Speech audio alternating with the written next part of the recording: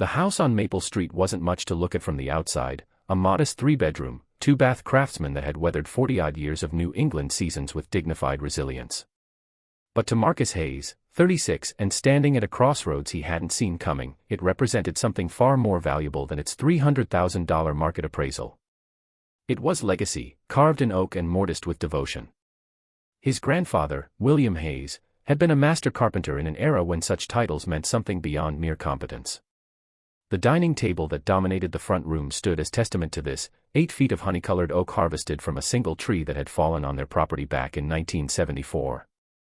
William had spent 6 months transforming that fallen giant into furniture, each joint fitted with such precision that not a single nail marred its surface. Traditional joinery, the old man had called it, running his weathered hands across the wood grain with the tenderness most men reserve for grandchildren. Marcus had inherited the property 2 years prior, when his grandparents passed within months of each other in that way long married couples sometimes do. The will had been explicit, the house went to Marcus alone, not to him and any future spouse, but to him specifically. At the time, newly married to Vanessa Collins, he'd thought little of the distinction. They'd made what seemed like a practical decision. Rather than abandon their apartment lease and uproot their lives, they'd convert the Maple Street house into a rental property. The tenants, Douglas and Margaret Patterson, a retired couple with impeccable references, paid $2,400 monthly, enough to cover property taxes, insurance, and maintenance with a comfortable margin. The rental income flowed into a separate account Marcus had established solely for property-related expenses. Everything clean, everything separate, everything according to plan. For 5 years, Vanessa had seemed content with the arrangement. They'd discussed eventually selling the property to fund a down payment on their own home, vague plans sketched in the comfortable haze of someday. Marcus should have recognized the warning signs when that conversation stopped happening. The storm arrived on a Tuesday evening disguised as his wife returning from lunch with her sister.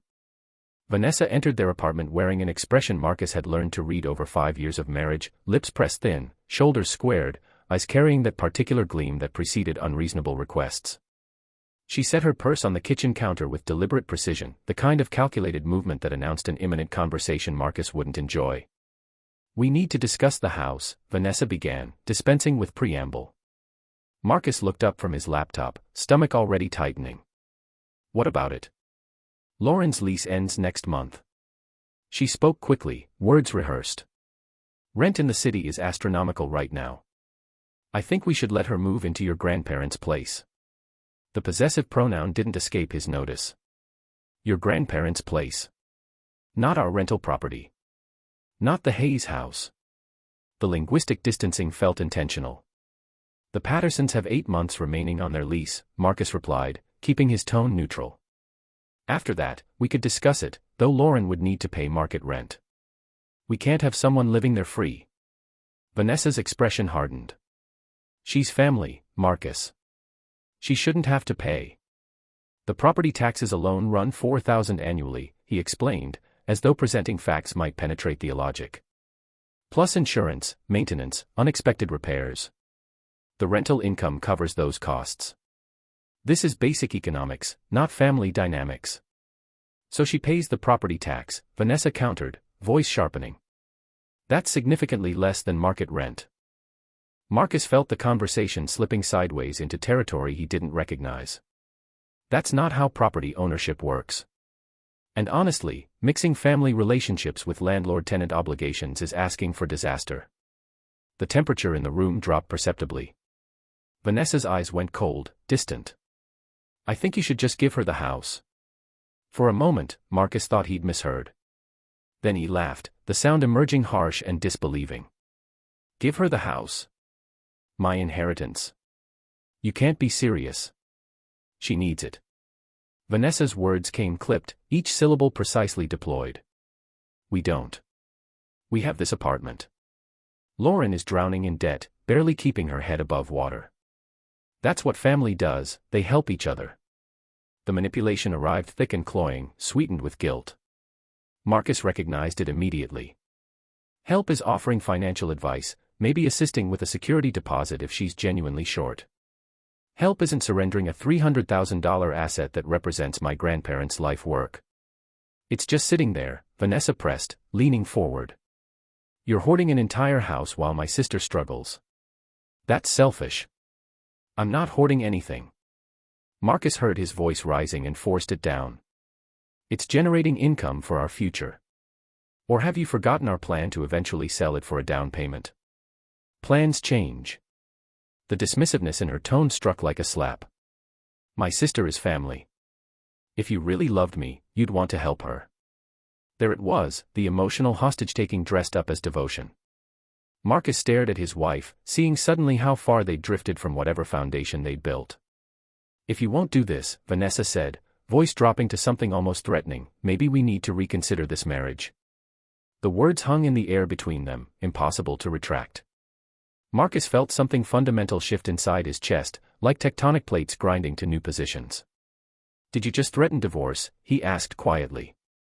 I'm saying if you're this selfish, I don't know if I can remain married to someone like that. She held his gaze, unwavering. Something clicked in Marcus's mind, a switch flipping, a door closing, a bridge burning. The clarity felt almost euphoric. Okay, he said. Vanessa blinked. What? Okay. Let's get divorced.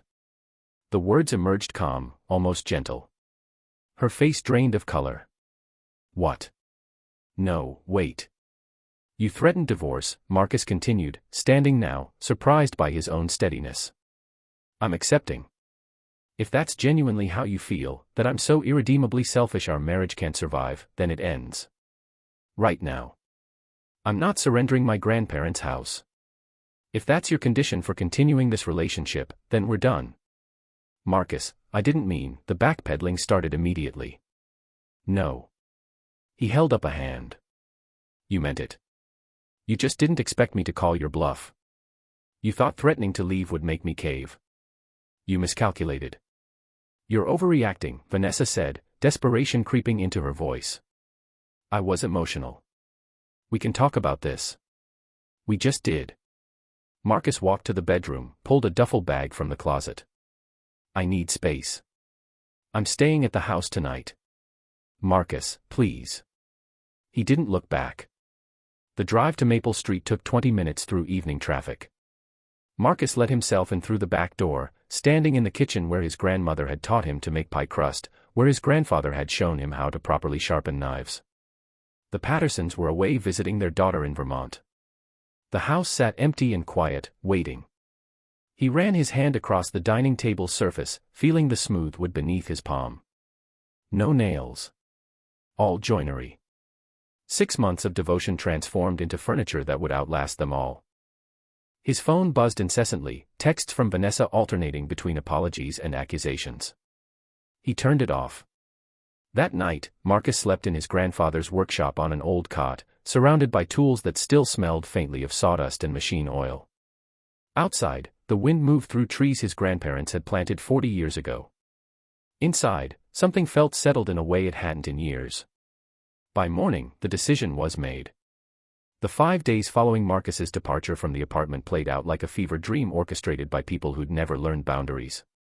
His phone, once he'd reluctantly powered it back on, became a portal to dysfunction. Lauren Collins, his sister-in-law, fired the opening salvo via text at 6:47 a.m. the next morning. You're a selfish piece of garbage. I can't believe my sister married someone so heartless. You're ruining my life. Marcus read it twice, searching for logic that didn't exist. They'd met perhaps 10 times over 5 years, holiday dinners and birthday gatherings where Lauren had spent more time on her phone than in conversation. Now he was apparently destroying her existence by declining to gift her a house. He didn't respond. Patricia Collins, his mother-in-law, left a voicemail that afternoon. Her voice dripped with theatrical sorrow, the kind of performative grief that demanded an audience. Marcus, sweetie, I don't understand how you can tear this family apart. What would your grandparents think of you being so greedy with what they left you? They raised you better than this. My daughter is heartbroken. Lauren is about to be homeless. And for what? A house you don't even live in. Please, reconsider. Family should mean more than property. The invocation of his dead grandparents as props in her guilt campaign ignited something cold and furious in Marcus's chest. His grandparents would think they'd been right to leave the house specifically to him, explicitly excluding any future spouse from the inheritance. They'd understood something about family dynamics that Marcus was only now appreciating. He deleted the voicemail. Vanessa's messages oscillated wildly between apologetic and accusatory, sometimes within the same text. I'm sorry. I love you. Maybe we can work something out with Lauren. Just come home so we can talk. You're being ridiculous. It's been 5 days. Are you really going to throw away 5 years over this? The answer, Marcus realized, was yes. Absolutely yes. On day 3, he called Jennifer Stone, a divorce attorney whose name he'd found through careful online research. Her office occupied the 4th floor of a building downtown, all glass and steel and the kind of efficient minimalism that suggested competence. Jennifer was 40-something, sharp-eyed, and refreshingly direct. She listened to his story without interruption, taking occasional notes on a legal pad. Do you have the deed? She asked when he finished.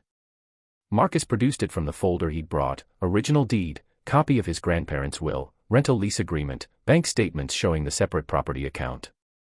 Jennifer reviewed each document with the kind of attention Marcus associated with archaeologists examining artifacts. After 10 minutes, she looked up. The house is entirely your separate property, she said, voice carrying absolute certainty. Inherited assets don't become marital property in this state unless you've significantly commingled funds or added her name to the deed. Have you done either? Never, Marcus confirmed. The rental income goes into an account I opened specifically for the property. Everything house-related, taxes, insurance, maintenance, comes out of that account. It's never touched our joint finances. Perfect. Jennifer made another note. She has zero legal claim to that house. What about other assets? They spent the next hour cataloging the detritus of a 5-year marriage. Joint savings account with $4,200. Retirement accounts, his substantially larger due to 5 years of consistent contributions and a higher salary. A car they'd purchased together, payments split evenly, though Marcus had co-signed the loan. What does she earn? Jennifer asked. Part-time at a boutique downtown. Maybe $1,800 monthly. Marcus watched Jennifer's expression. ULO spousal support, she said matter-of-factly. Probably 18 to 24 months given the length of the marriage and income disparity. Figure around $1,000 monthly, give or take. You'll split retirement accounts according to standard formulas, she'll get roughly half of what you contributed during the marriage. Joint savings get split. But the house? She tapped the deed. Untouchable. She gets nothing. Something in Marcus's chest loosened.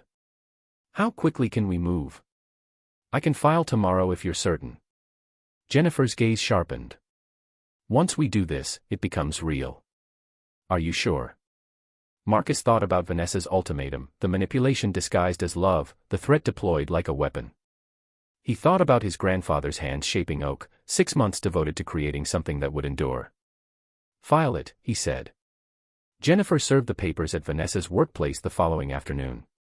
Marcus was in a meeting when his phone erupted with calls, all from Vanessa's number, all ignored. When the meeting ended, he found 17 missed calls and a voicemail. Her voice came through ragged, disbelieving. You filed? For real? You actually filed for divorce? Marcus, I didn't actually mean it. You were supposed to realize you were wrong. You were supposed to come home. This is insane. You're ending our marriage over a house. Call me. Please. We need to talk. He didn't call.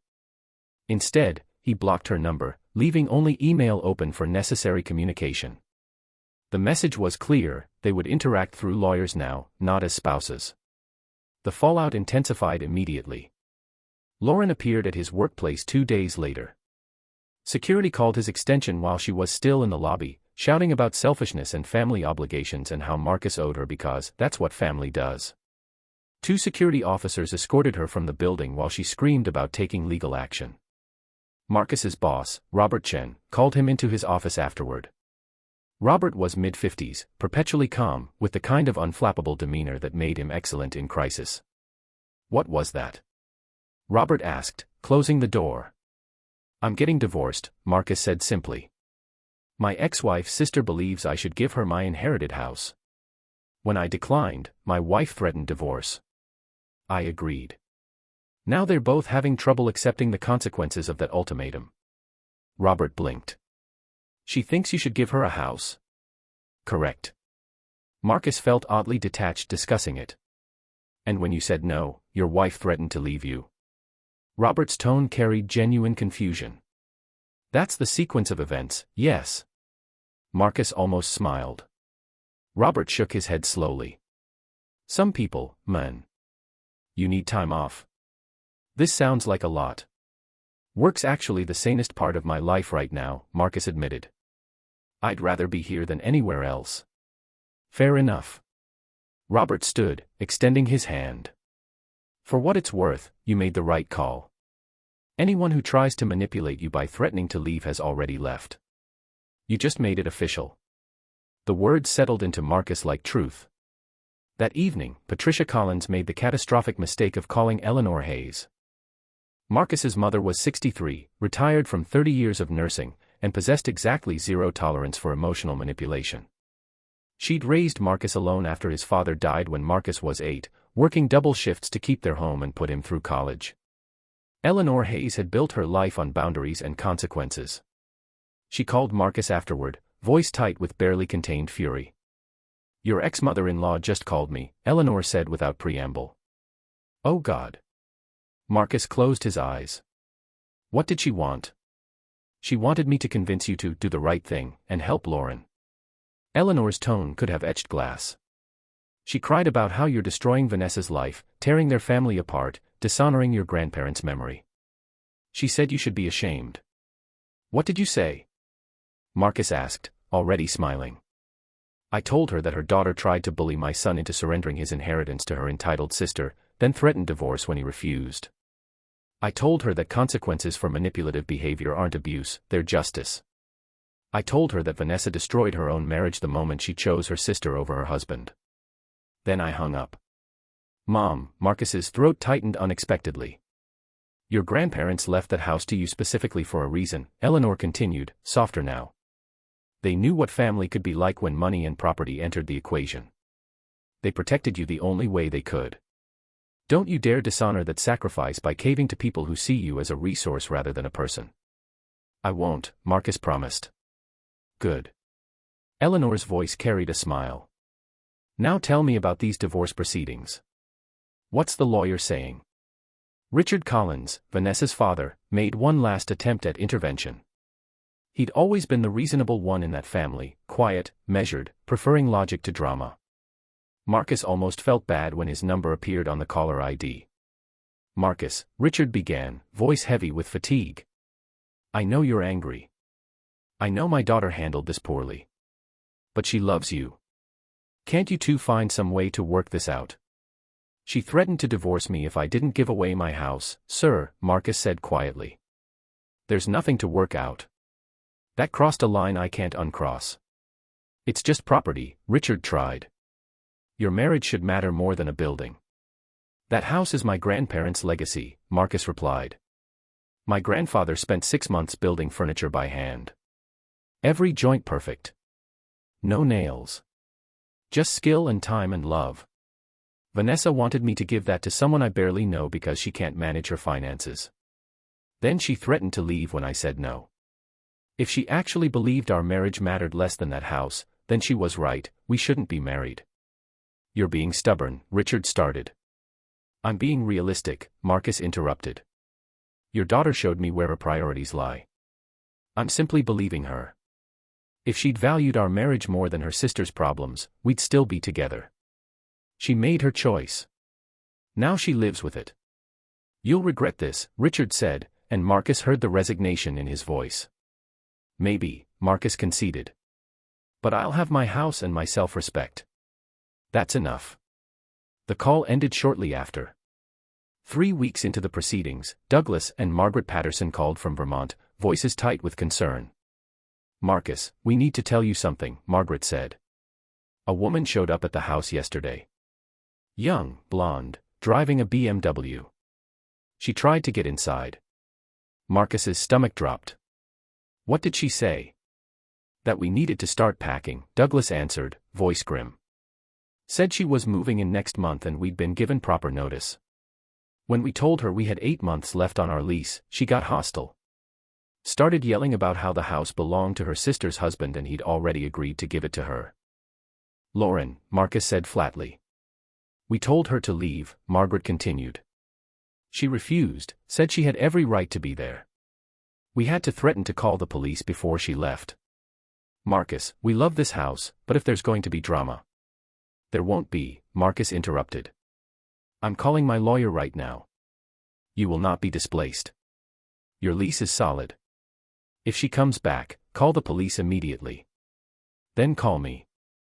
He contacted Jennifer Stone within minutes. By end of business that day, Lauren Collins had been served with a cease and desist order for harassment and trespassing. The Pattersons received a formal letter confirming their lease remained valid and enforceable. Vanessa's response came through her attorney, a budget lawyer named Timothy Walsh, who seemed perpetually overwhelmed by the case. His letter arrived via email, and Jennifer read it aloud to Marcus over the phone, barely suppressing laughter. Client requests mediation to explore reconciliation options, Jennifer quoted. Then, client asserts entitlement to compensation for emotional labor contributed to property maintenance and management during the marriage. Emotional labor. Marcus repeated. Their evidence includes receipts for cleaning supplies, which were for your apartment, not the rental property, Jennifer continued. Photos of Vanessa at the house during the initial tenant walkthrough. Text messages where she gave opinions on which applicants to accept. A list of improvements she suggested that were never implemented. The absurdity was almost beautiful. What's your response? Marcus asked. Already sent it, Jennifer said. Bank statements showing rental income never touch joint accounts. The deed showing only your name. Property tax records with only your signature. Maintenance receipts likewise. The judge is going to eviscerate this claim. She was right. The mediation session took place in a sterile conference room downtown, all beige walls and cheap office furniture. Vanessa arrived with Timothy Walsh looking nervous and underprepared. Marcus sat beside Jennifer Stone, who radiated the kind of calm confidence that came from knowing your position was unassailable. The mediator, a gray-haired woman named Susan Rodriguez, reviewed the filings with professional neutrality. When she reached the claim regarding the house, her eyebrows rose fractionally, the only tell that betrayed her opinion. Mrs. Hayes, Susan began, addressing Vanessa. Your attorney has claimed entitlement to compensation related to the property at 847 Maple Street. Can you elaborate on the basis for this claim? Vanessa glanced at Timothy, who nodded encouragement. I contributed to maintaining that property throughout our marriage, she said, voice shaking slightly. I helped choose the tenants. I gave advice on improvements. My emotional labor supported Marcus's ability to manage the rental. Did you contribute financially to property taxes, insurance, or maintenance? Susan asked. Well, no, but, Vanessa started. Did you perform physical labor on the property? Repairs, landscaping, cleaning. Susan continued. The tenants handled that, but Vanessa's voice tightened. Did rental income enter any jointly held accounts? Susan's tone remained neutral. No, Vanessa admitted. Then on what legal basis are you asserting a claim? Susan looked to Timothy Walsh. Timothy shuffled papers, clearly grasping at straws. My client's contributions, while not financial in nature, supported the overall management of the asset. California recognizes. We're not in California, Jennifer interrupted smoothly. And this state's inheritance laws are explicit. Assets inherited by one spouse remain separate property unless significantly commingled or the deed is modified to include both parties. Neither occurred here. My client has documentation proving complete separation of all property-related finances. Susan reviewed the documents Jennifer provided, bank statements, the deed, property tax records, maintenance receipts. After 5 minutes, she set them aside. The claim regarding the property is without merit, Susan said firmly. Let's discuss equitable division of actual marital assets. Vanessa's face crumbled. Watching her realize the house was genuinely, absolutely beyond her reach felt oddly hollow to Marcus. He'd expected satisfaction, vindication. Instead, he felt only tired. Timothy Walsh pushed for $2,000 monthly spousal support for 3 years. Jennifer countered with $800 for 18 months. They haggled over retirement account splits, standard formulas applied without controversy. The car became a negotiation point until Marcus agreed to let Vanessa keep it in exchange for being removed from the title and loan. Susan eventually proposed a compromise: $1,000 monthly support for 24 months, half the marital portion of retirement accounts, approximately $32,000, split joint savings, $2,100 each. Vanessa keeps the car, Marcus pays her attorney fees, $3,500. The property at 847 Maple Street remains Mr. Hayes' separate property and is not subject to division, Susan concluded. Timothy conferred with Vanessa in whispered tones. Marcus watched his soon-to-be ex-wife process the reality. She was walking away with barely enough to start over, while he retained everything that mattered. Finally, Vanessa nodded. "My client accepts the proposed settlement," Timothy said, voice resigned. Jennifer drew up the paperwork with efficient precision. As Vanessa signed each page, her hands trembled. When the last signature was complete, she looked up at Marcus, tears streaming down her face. "Is this really worth it?" she asked, voice breaking. "Ending everything over this?" Marcus met her gaze steadily. "You ended it when you issued that ultimatum. I'm just finishing what you started." "I didn't think you'd actually go through with it," Vanessa whispered. "That's the problem," Marcus replied. "You thought I was bluffing. You thought threatening to leave would make me surrender my grandparents' legacy to your sister. You were wrong." Vanessa stood, gathering her things with shaking hands. At the door, she turned back one last time. "I loved you." "Not enough," Marcus said quietly. Through the conference room window, he watched Lauren waiting by a dented Honda, the BMW apparently gone. His sister-in-law glared at him with such venom that Marcus almost pitied her. Almost. The divorce finalized 3 months later. The Pattersons' lease ended shortly after, their purchase of a retirement condo in Florida prompting a bittersweet farewell. They left the house spotless, with a thank-you note and homemade jam from Margaret's kitchen. Marcus stood in the empty house, surrounded by his grandfather's furniture and the weight of legacy. The roof needed replacing, $9,000 well spent from the rental account he diligently maintained. He hired contractors, oversaw repairs, slowly transformed the house from rental property back into home. In the garage workshop, he discovered his grandfather's original sketches buried in a dusty filing cabinet. William Hayes had designed 6 matching chairs for the dining table, traditional ladderbacks with the same joinery techniques that made the table remarkable. Only 4 had been completed before arthritis stole his grandfather's ability to work wood. Marcus bought books on woodworking. He watched YouTube videos on joinery techniques. He measured and cut and sanded and fit pieces together with patience he hadn't known he possessed. The first chair took 3 months and looked slightly off. The second took 2 months and matched the originals more closely. 6 weeks after the divorce finalized, Vanessa appeared at the front door. The video doorbell Marcus had installed captured everything. "Please," she said when he answered via the intercom. "I just want to talk." 5 minutes. "We're divorced," Marcus replied. "There's nothing to discuss." "I made a mistake." Her voice cracked. "I see that now. I was wrong about the house thing. Can't we start over?" "No." The answer came easily.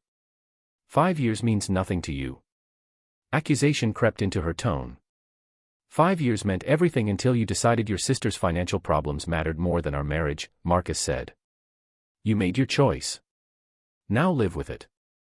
"The support payments end in less than 2 years," Vanessa said, and there it was, the real reason for her visit. "What am I supposed to do then?" "Get a full-time job," Marcus suggested. "Budget better. Figure it out. Not my problem anymore. You're really just done. That easy." Her face twisted. "You made it easy when you threatened divorce," Marcus replied. "I just took you seriously. You should leave now." She left. He never heard from her again. Through mutual friends, the few who'd remained neutral throughout the divorce, Marcus learned the aftermath. Lauren had been evicted from her apartment 2 months after the mediation. The BMW had been repossessed. She couch-surfed for months, apparently telling anyone who'd listen that Marcus's refusal to give her the house had ruined her life. Vanessa had briefly moved back with her parents, but that arrangement dissolved within 6 weeks when she refused to contribute to household expenses. She'd then moved in with Lauren, two broke sisters sharing an overpriced apartment, probably resenting Marcus with every rent payment. Patricia Collins sent one final text, "I hope you're happy. My daughter is struggling because of your selfishness." Marcus blocked the number without responding.